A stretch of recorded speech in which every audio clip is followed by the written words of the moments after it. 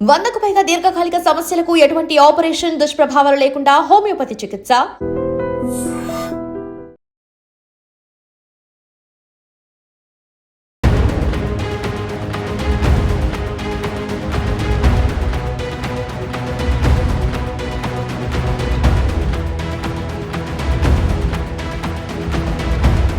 గణేష్ నిమజ్జనాల సందర్భంగా జరుగుతున్నటువంటి కార్యక్రమాల్లో కొన్ని చోట్ల అపశృతి జరిగి విషాదకర ఘటనలుగా మారుతున్నాయి.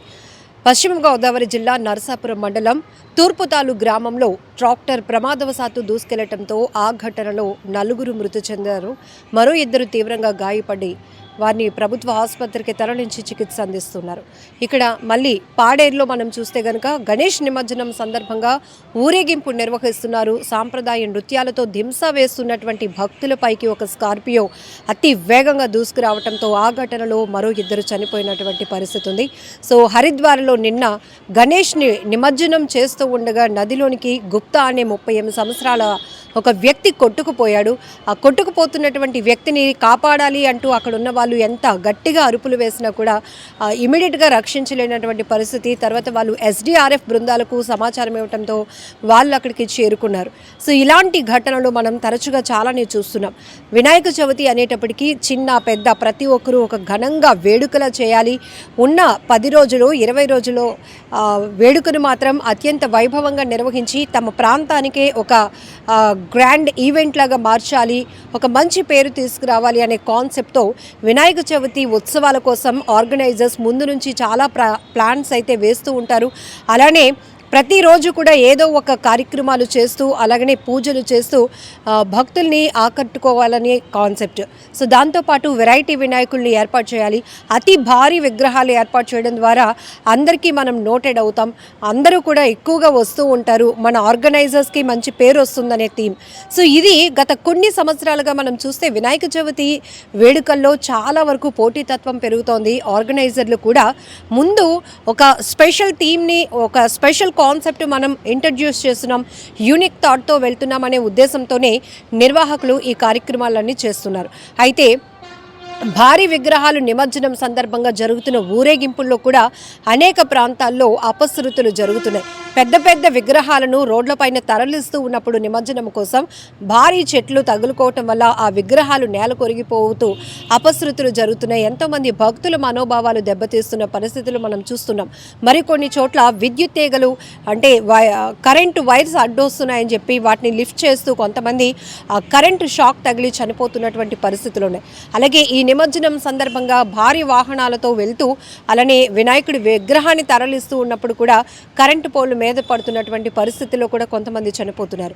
నదిలో, సముద్రాల్లో, అలానే ఎక్కడైనా డ్యామ్స్ ఉంటే అక్కడ ఇట్లాంటి పరిస్థితుల్లో చెరువుల్లో నిమజ్జనాలకు వెళ్తూ కూడా అక్కడ నిర్లక్ష్యం వల్ల కూడా కొంతమంది కొట్టుకుపోతూ ప్రాణాలు పోగొట్టుకుంటున్నటువంటి ఘటనలు చూస్తున్నాం.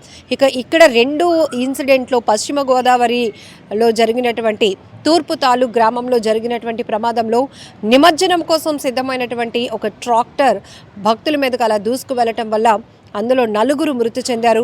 మరోవైపు పాడేరులో అయితే నిమజ్జనం సందర్భంగా మొత్తం అందరూ చాలా హుషారుగా ఊరేగింపుతో వెళ్తున్నటువంటి పరిస్థితుల్లో ఒక్కసారిగా అతి వేగంగా దూసుకొచ్చినటువంటి స్కార్పియో వాహనం భక్తుల్ని ఢీ కొట్టడంతో అక్కడ కూడా 2 మృతి చెందారు, 2 తీవ్రంగా గాయపడ్డారు. మళ్ళీ గాయపడిన వాళ్ళు కూడా ఒకరు పరిస్థితి విషమించి మరొకరు కూడా చనిపోయినటువంటి పరిస్థితి. సో ఇలా కొన్ని ఘటనలు చూస్తే చాలా భయం వేస్తోంది. ఎందుకంటే గణేష్ మండపాలు అనేటప్పటికీ వాటితో చాలా కనెక్టింగ్గా ఉంటారు. ఎక్కువ శాతం చిన్నపిల్లలు చాలా ఎక్కువగా ఇష్టపడుతూ ఉంటారు. అలానే అక్కయ్యపాలెం, విశాఖ అక్కయ్యపాలెంలో కూడా 2 వర్గాల మధ్య జరిగినటువంటి ఘర్షణలో వినాయక చవితి మండపంలో పడుకున్నటువంటి 16 సంవత్సరాల అబ్బాయి పైన బలమైన ఒక రాడ్డు లాంటిది తీసుకొని తలపై గాయపరిచారు. సో ఆ అబ్బాయి ట్రీట్మెంట్ పొందుతున్నాడు, ఆ కుటుంబం వెలవెలలాడిపోతుంది. ఇలాంటివి మనం చాలా చూస్తున్నప్పుడు చాలా బాధేస్తోంది. ఎందుకంటే ఒక ఉత్సవం అనేది చాలా ఆహ్లాదకరమైన వాతావరణం వాతావరణంలో అందరి మధ్య ఒక ఫ్రెండ్లీ అట్మాస్ఫియర్ క్రియేట్ చేయాలి, హెల్దీ వాతావరణంలో జరగాలి. కానీ ఇలాంటి ఉత్సవాలు కూడా విషాదంగా మారిపోతూ ఉండటం మాత్రం చాలా బాధాకరమైన విషయం. ఇందులో ఎక్కువ శాతం నిర్లక్ష్యం కనపడుతోంది. సో గ్రూపుల మధ్య తగాదాల వల్ల ఒకరికొకరు గాయపరుచుకోవాలనుకోవడం, ఒకరిపైన ఒకరు దాడులకు పాల్పడుతూ ఉండటం.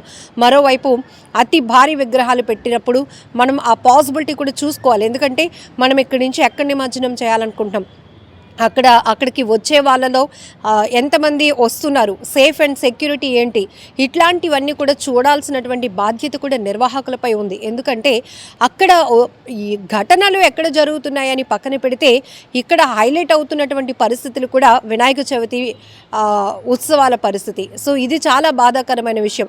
ఎక్కువ శాతం మనం గణేష్ నిమజ్జనాల వల్ల అక్కడ జరిగినటువంటి అపశృతి వల్ల ప్రమాదాలు జరుగుతున్నాయి, ప్రాణాలు పోతున్నాయని చెప్తున్నప్పుడు ఇది వేరే రకమైనటువంటి భావాలు ప్రతి ఒక్కరికి కనెక్ట్ అయ్యే అవకాశం ఉంటుంది. కాబట్టి ఇప్పటికైనా ఆర్గనైజర్స్, ఎందుకంటే ఇంకా ఈ నెల 21వ తేదీ వరకు కూడా గణేష్ నిమజ్జన ఉత్సవాలు జరగబోతున్నాయి. కాబట్టి కొంతమంది 9 రోజులు, 11 రోజులు, 21 రోజుల వరకు కూడా ఉత్సవాలు నిర్వహిస్తున్నారు. కాబట్టి ఏవైతే విషాదకర ఘటనలు జరిగాయో వాటిని దృష్టిలో పెట్టుకొని అయినా మీరు జాగ్రత్తగా ఉండి, సో అంతమందిని అలౌ చేయకుండా కొంతమంది చాలా పద్ధతిగా వెళ్ళి ఆ వినాయక విగ్రహానికి ఇన్ని రోజుల పాటు ఎలా అయితే ఘనమైన పూజలు చేశారో అంతే జాగ్రత్తగా నిమజ్జన కార్యక్రమాన్ని కూడా ముగించుకొని వస్తే గనక అది అందరికీ చాలా మంచిది.